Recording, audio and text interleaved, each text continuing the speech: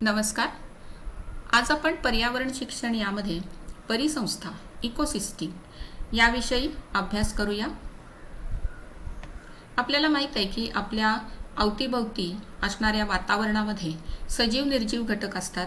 म्हणजेच पर्यावरण जे आहे आपलं ते सजीव आणि निर्जीव घटकांनी बनलेलं आहे. हे जे सजीव निर्जीव घटक आहेत त्यांच्यामध्ये सातत्यानं आंतरक्रिया चालू असतात. त्यांच्यामध्ये प्रत्यक्ष अप्रत्यक्ष असे सहसंबंध असतात आणि त्यातून एक आकृतिबंध तयार होतो. त्याला परिसंस्था असं म्हटलं जातं. इकोसिस्टीम या इंग्रजी शब्दासाठी आपण मराठी परिसंस्था हा शब्द वापरतो. इकोसिस्टीम ही संज्ञा 1935 मध्ये A.J. टॅन्सले यांनी प्रथम पुरस्कृत केली. इकोसिस्टीम हा शब्द आपण इको प्लस सिस्टीम असा घेऊ शकतो. ह्याच्यामध्ये इको म्हणजे पर्यावरण आणि सिस्टीम म्हणजे तंत्र किंवा प्रणाली. म्हणजेच पर्यावरणातील जे सजीव निर्जीव घटक आहेत त्यांच्यामध्ये तयार होणारी जी एक प्रणाली आहे तिला इकोसिस्टीम किंवा परिसंस्था असं म्हटलं जातं. याची व्याख्या पाहूया आपण. पर्यावरणातील सजीव आणि निर्जीव घटकांच्या समन्वयातून निर्माण झालेली स्वयंपूर्ण जीवन प्रणाली म्हणजे परिसंस्था होय. पर्यावरणातील सजीव आणि निर्जीव घटक यांच्यातील क्रमबद्ध आंतरक्रियांचे वैशिष्ट्यपूर्ण संघटन म्हणजे परिसंस्था होय. म्हणजे पर्यावरणामध्ये जे सजीव निर्जीव घटक आहेत त्यांच्यामध्ये आंतरक्रिया घडत असतात, पण त्यांच्यामध्ये काही क्रमबद्ध अशा आंतरक्रिया आहेत त्यांचं संघटन म्हणजे परिसंस्था किंवा सजीव आणि निर्जीव घटकांच्या सहसंबंधातून समन्वयातून निर्माण झालेली ही परिसंस्था आहे. ह्याचा अधिक अर्थ आपल्याला परिसंस्थेचा अधिक अभ्यास केल्यानंतर लक्षात येईल. या परिसंस्थेचे जे घटक आहेत त्यांचं कार्य थोडक्यात पाहू आपण. कोणतीही परिसंस्था असो त्याचे महत्त्वाचे दोन घटक, एक निर्जीव किंवा अजैविक घटक आणि दोन सजीव किंवा जैविक घटक. ह्या अजैविक घटकांचे पुन्हा आपल्याला भौतिक घटक आणि रासायनिक घटक असे दोन प्रकार सांगता येतात. पुन्हा रासायनिक घटकांचे असेंद्रिय पदार्थ सेंद्रिय पदार्थ असेही घटक सांगता येतात. पण इतकं खोलात न जाता आपण अजैविक घटक कोणते हे पाहूया. तर हवा, पाणी, खनिजे, मृदा, सूर्यप्रकाश हे भौतिक घटक, त्याचबरोबर हायड्रोजन, ऑक्सिजन, नायट्रोजन, लोह, सोडियम, पोटॅशियम, तसंच प्रोटीन्स, कार्बोहायड्रेट्स ह्या सगळ्या घटकांचा समावेश हा अजैविक घटकांच्यामध्ये होतो. तर सजीव किंवा जैविक घटकांच्यामध्ये पहिला घटक आहे उत्पादक. हिरव्या वनस्पतींना उत्पादक म्हटलं जातं कारण त्या अन्न तयार करतात. दुसरा घटक आहे भक्षक. सर्व प्रकारचे प्राणी हे भक्षक आहेत कारण कोणताही प्राणी अन्न तयार करू शकत नाही, अन्नासाठी दुसऱ्यावर अवलंबून असतो. त्याचे पुन्हा प्राथमिक भक्षक, द्वितीय भक्षक, तृतीय भक्षक असे प्रकार पडतात. आणि तिसरा घटक आहे तो विघटक. सूक्ष्मजीव जे आहेत ते सूक्ष्मजीव हे विघटक म्हटलं जातं त्यांना. आता यांची कार्य काय आहेत तर हे जे अजैविक घटक आहेत परिसंस्थेमध्ये या अजैविक घटकांना सुद्धा महत्त्वाचं स्थान आहे. कारण सजीवांच्या वाढीसाठी त्यांच्या शरीरामध्ये जाऊन त्यांच्या शरीराची योग्य ती वाढ व्हावी याच्यासाठी हे जे घटक आहेत अजैविक घटक हे फार महत्त्वाचं कार्य करत असतात. तर जैविक घटकांच्यामध्ये हिरव्या वनस्पती ह्या अन्न तयार करण्याचं काम करतात. प्राणी हे अन्नासाठी उत्पादकांच्यावरती अवलंबून असतात. आणि विघटक जे आहेत हे विघटक मृत शरीरांचं विघटन करून पुन्हा एकदा पोषक द्रव्ये जी आहेत ती वातावरणात मिसळून देण्याचं कार्य करत असतात. तर ह्या परिसंस्थेतले जे सगळे घटक आहेत त्या सगळ्या घटकांच्याकडे विशिष्ट पद्धतीचं कार्य आहे असं आपल्याला दिसून येतं. आणि त्यामुळेच हे सगळे घटक हे एकमेकांशी संबंधित असतात. तर त्यांच्यामध्ये असणारे जे संबंध आहेत किंवा ते एकमेकावर कसे अवलंबून आहेत हे या आकृतीच्या साहाय्यानं आपण पाहूया. ही परिसंस्थेची रचना ही आपल्याला आकृतीमध्ये आपल्याला बघायला मिळते. तर हिरव्या वनस्पती ज्या आहेत ह्या हिरव्या वनस्पती त्यांच्यामध्ये असणाऱ्या हरित द्रव्यांच्या साहाय्यानं आणि सूर्यापासून मिळणारी ऊर्जा आणि हवेतील कार्बन डायऑक्साईड वायू यांच्या साहाय्यानं प्रकाश संश्लेषण क्रिया करतात आणि त्यामधून अन्न तयार करण्याचं काम आणि ते साठवून ठेवण्याचं काम ह्या उत्पादक हिरव्या वनस्पती करत असतात.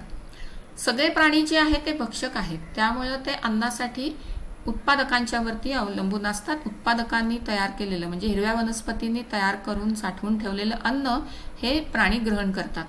आता ह्याच्यामध्ये सुद्धा आपल्याला प्रकार मघाशी म्हटलं तसं पाहायला मिळतात. काही प्राणी असे आहेत जे अन्नासाठी थेट हिरव्या वनस्पतींवर अवलंबून असतात, तर काही प्राणी अन्न म्हणून दुसऱ्या प्राण्यांना ग्रहण करतात.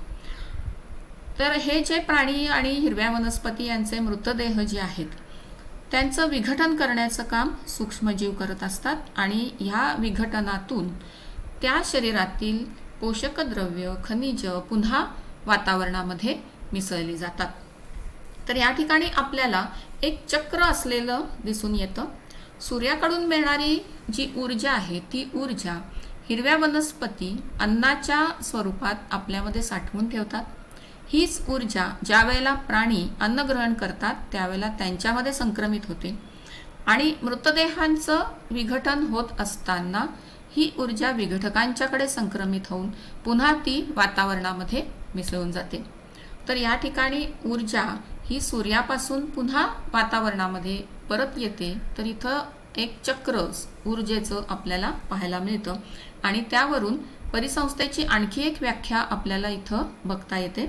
परिसंस्था म्हणजे अशी जीवन प्रणाली की ज्यामध्ये उत्पादक आणि उपभोक्ता किंवा भक्षक यांच्यामध्ये ऊर्जा चक्र रूपाने परिभ्रमण करत असते.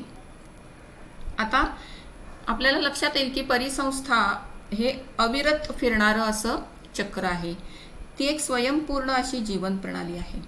जंगल ही एक परिसंस्था आहे, हे एक उदाहरण आहे.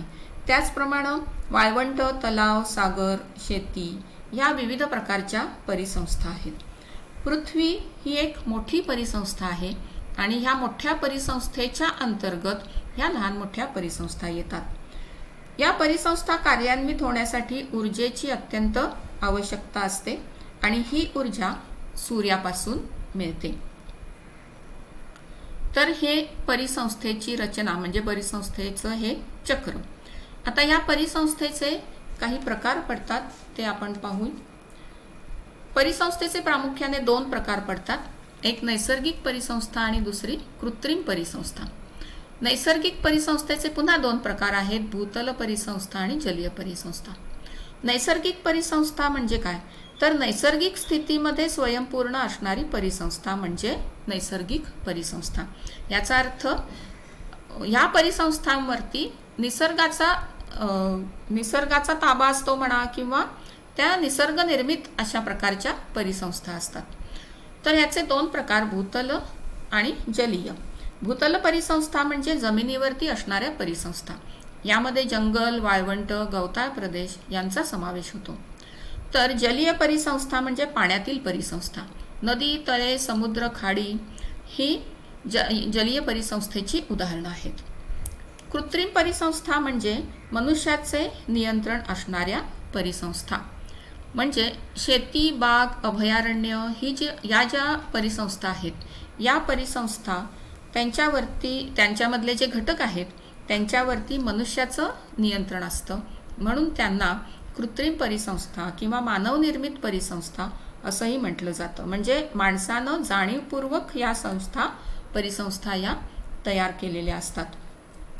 आता ही जंगल परिसंस्था जी आहे, आपण थोडी माहिती घेऊ ह्या परिसंस्थांच्या संदर्भामध्ये. तर या जंगलांमध्ये विविध प्रकारचे प्राणी, वृक्ष एका ठिकाणी आपल्याला आढळतात. त्यामध्ये आपल्याला ओक, देवदार, चंदन, साग असे मोठमोठे वृक्ष, त्याचप्रमाणे लहान झुडपं, गवतांचे विविध प्रकार आढळतात. फुलपाखरं, हत्ती, माकडं, हरिण, ससे इत्यादी तृणभक्षक प्राणी, साप, नाग, नागतोडा, कोल्हा इत्यादी द्वितीय भक्षक प्राणी आणि वाघ, सिंह, चित्ता, गरुड, घारी असे शिखरभक्षक प्राणी आपल्याला आढळतात. बुरशी, बॅक्टेरिया हे विघटक असतात. तर ही जंगल परिसंस्था आहे. आपल्याला एक लक्षात येईल की ह्या परिसंस्थेमध्ये असणारे सगळे सजीव हे अन्नासाठी त्याच ठिकाणी असणाऱ्या सगळ्या घटकांवरती अवलंबून असतात. म्हणून ह्या परिसंस्थांना स्वयंपूर्ण जीवन प्रणाली असं म्हटलेलं आहे. गवताळ प्रदेशातील परिसंस्था जर पाहिली तर ह्या परिसंस्थांमध्ये गवताची मोठ्या प्रमाणावरती वाढ होत असते। त्यामध्ये आपल्याला पानगवत, हत्तीग्रास, वेस्टवॉर्ड इत्यादी गवतांचे प्रकार आढळतात। ससा, खार, जिराफ, कांगारू, झेब्रा हे प्रमुख प्राणी आढळतात। गाई, म्हशी हे दुग्ध व्यवसायासाठी इथं पाळल्या जातात। तर हे गवताळ प्रदेशातली ही परिसंस्था आहे। वाळवंटीय परिसंस्थेमध्ये आपल्याला लक्षात असं येतं की वाळवंट जर म्हटलं तर पावसाचं प्रमाण वाळवंटामध्ये खूपच कमी असतं आणि तिथलं तापमानही जास्त असतं, त्यामुळे बाष्पीभवन हे अधिक होतं। पाण्याची साठवण क्षमता जी असते ती खूप कमी असते, त्यामुळे निवडुंग, कॅक्टस ह्यासारख्या कमी पाण्यावर तग धरणाऱ्या वनस्पती या ठिकाणी असतात। इथला उंट हा प्रमुख प्राणी असतो। त्याची शरीररचना तेथील वातावरणाशी समायोजित अशा प्रकारची असते। बाभूळ, खजूर, खुरट्या वनस्पती या ठिकाणी आढळतात। त्याचबरोबर उंदीर, रानमांजर, सर्प, विंचू असं पाण्याची गरज कमी असणारे प्राणी इथं आढळतात।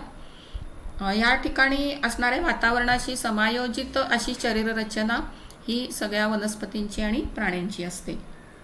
समुद्र परिसंस्थेमध्ये आपण बघतो की पृथ्वीचा 71% भूभाग पाण्यानं व्यापलेला आहे। त्यापैकी 97.41% पाणी हे समुद्रात खाऱ्या स्वरूपामध्ये आहे। तर ह्या परिसंस्थेमध्ये सागरी वनस्पतींची वाढ होते। शैवाल ज्याला म्हणतो आपण ते सागरी वनस्पती, त्याच्यावरती उपजीविका करणारे लहान मासे, झिंगे असतात। मोठे मासे हे द्वितीय भक्षकाच्या स्थानी असतात। नदी परिसंस्था आहे। नदीचे पाणी प्रवाही असते। नदीत जो गाळ असतो त्या गाळामध्ये वनस्पती प्राणी यांची वाढ होते आणि पाणगवत, शेवाळ, जलवनस्पती आढळतात। खेकडे, मासे, बेडूक, कासव, मगर, सुसर असे प्राणी इथं आढळतात। आणि तळ किंवा सरोवर परिसंस्था, ह्या तळ्यांमध्ये किंवा सरोवराचा जो विस्तार असतो किंवा तळ्याचा जो विस्तार असतो त्यावर परिसंस्थांचं स्वरूप हे अवलंबून असतं। सरोवराच्या किनारी भागामध्ये उथळ पाण्यामुळे गवत आणि वनस्पती वाढतात। या ठिकाणी कृमी, अळी, उभयचर प्राणी आढळतात। खोल पाण्यामध्ये मासे, खेकडे, मृदुकाय प्राण्यांचं वास्तव्य असतं। जलपृष्ठावरती प्लॅंक्टन हे वैपुल्य असतं। तर ही तळ किंवा सरोवर ही परिसंस्था, आपण कुठलीही परिसंस्था घेतली तर ती परिसंस्था स्वयंपूर्ण असते, म्हणजे सजीवांच्या वाढीसाठी आवश्यक असणारे अन्न जे आहे ते त्यांना त्या ठिकाणी मिळतं। त्यामुळं परिसंस्था ही जीवन प्रणाली आहे, ती स्वयंपूर्ण अशी जीवन प्रणाली आहे असं आपण सांगू शकतो। तर आज आपण परिसंस्था म्हणजे काय, परिसंस्था ते घटक कोणते आहेत परिसंस्थेचे, ते कसे एकमेकांवर अवलंबून असतात आणि परिसंस्थेचे प्रकार कोणते आहेत, तर ह्या सर्वाविषयी माहिती आपण घेतली। अन्नसाखळी आणि अन्नजाळी याविषयी आपण पुढच्या व्हिडिओमध्ये माहिती घेऊया। धन्यवाद।